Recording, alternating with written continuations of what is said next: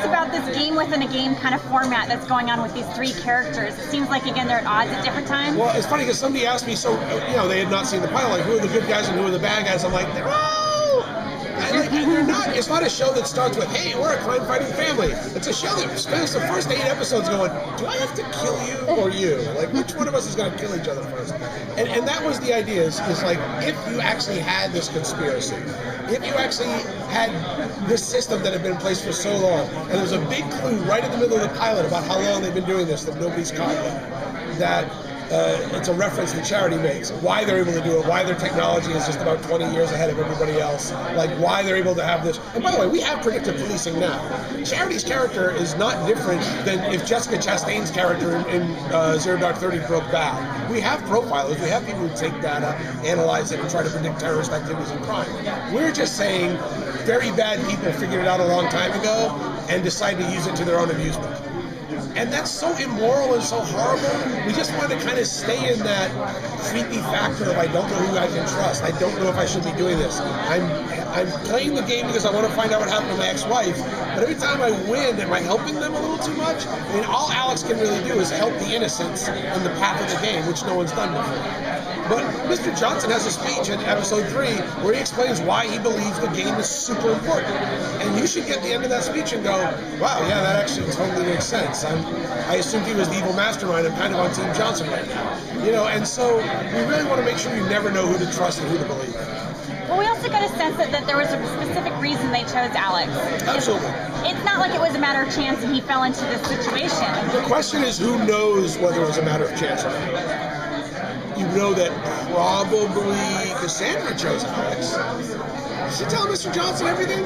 Mr. Johnson telling Cassandra everything, the information? Because Mr. Johnson, you're going to see in the show, a lot of what he does is he goes out to dangerous places and he gets the information that she needs to figure out what the crimes are. So he's not a dude standing in the office in a suit. He's out doing cool stuff everywhere. How much is he telling her about what he knows? And so, yeah, every show, I think, is about the first 5 years or something, or the last 5 years or something. And there's something that changed that made it there. Alex, the first player in decades with a moral sense, is that change. Whether it's the beginning of something or the end of something, is kind of the theme of the show. How much do you have plotted out ahead of time versus playing by ear as you go? I'll admit I can, and we've all watched a lot of television. You know the shows, you're like 6 episodes in and go, they are making this up. We know what the first season is. We absolutely know. I know who tells who what and when you find out what happened to Ginny and when Mr. Johnson figures out exactly what the hell's going on. And who tries to kill who. So, we know that from the first season. And I know thematically, because the show is about power, our relationship to power, our responsibilities with power, whether you can actually stop power or whether you can just contain it or control it or direct it. So I know what the last scene of the show is. If you watch Leverage, I knew that scene at the end of Leverage. I knew we were doing that scene first season. And we drove the whole show 5 years to get to that last scene. There's a similar scene here.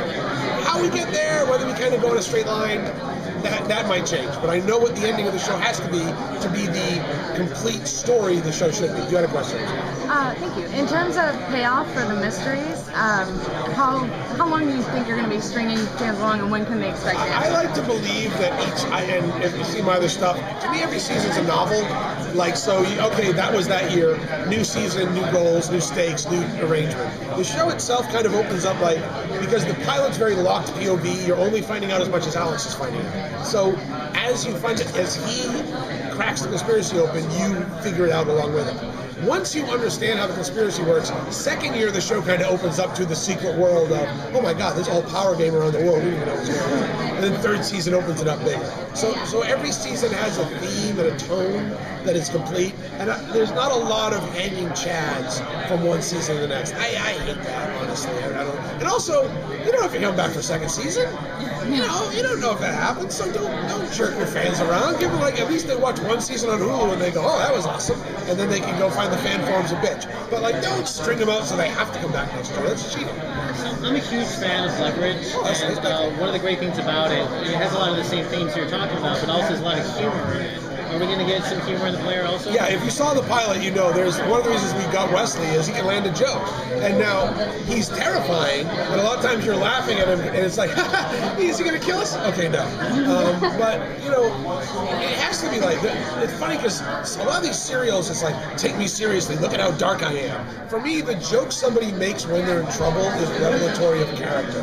The thing that Mr. Johnson finds amusing is often unnerving, but amusing. And, you know, Wesley enjoys playing characters. He plays a great fake character in this. He's undercover a lot in the show. And that's a chance for him to kind of flex his comedic chops. Phil's very funny guy. Charity's very, very funny. He's got a very dry sense of, great dry British sense of humor. We're adding more characters in. You know, the ensemble is going to fill out as we go. As you get more elements of the conspiracy, more factors. You know, the conspiracy as it stands is not stable. And there's a lot of internal stuff going on. And you can be damn sure if the federal government knew this was going on, they would freak out. So there's a lot of secret keeping, there's a lot of cover-ups, there's a lot of active work in that, and a lot of gallows humor. So no, there's genuinely funny stuff in every episode. What inspired you to do the show? You know, I was talking to John Fox, who was a producer on the Blacklist, who's a friend of mine, and he's like, and we were talking about, much like Leverage, I'm a pulp writer. I like a show where I show up, I got a great self-contained story, and then if you watch all of them, they're all connected, but I just had a great time that week. Like X-Files. Classic X-Files was, maybe it's a monster, maybe it's a UFO, maybe it's a mystery, maybe it twitches. You just didn't know. And so that's what I'm trying to do with this show. And with John Timon and Patrick Massett, who were two writers at the Blacklist who came on the show with me, you know, we want you to not know what's going to happen this week.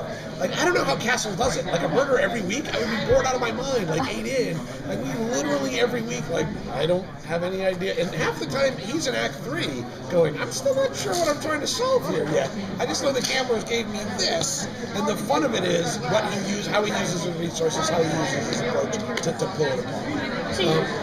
So you're talking about the power, and you're talking about who's in charge. You're talking about the gamblers. So give us just a kind of quick rundown of the hierarchy that you know of right now. The hierarchy is actually, I can't really spoil because the fun of it is the hierarchy is a shock. But assume that Mr. Johnson is the first amongst equals, and assume that the gamblers, there's a line we cut from the pilot, unfortunately, and it'll show up in another episode, where after Mr. Johnson explains a bit more about the structure, he goes, I'm sorry, did you think the house works for the gamblers? No. We control the gamblers, they're just not aware of it. And so, but the gamblers, however, are not idiots. They're aware of it. And so it's basically, imagine the most powerful people in the world betting on a game they love and kind of trapped in the game at the same time because of an agreement they made a while ago. They don't like it. The house hates them.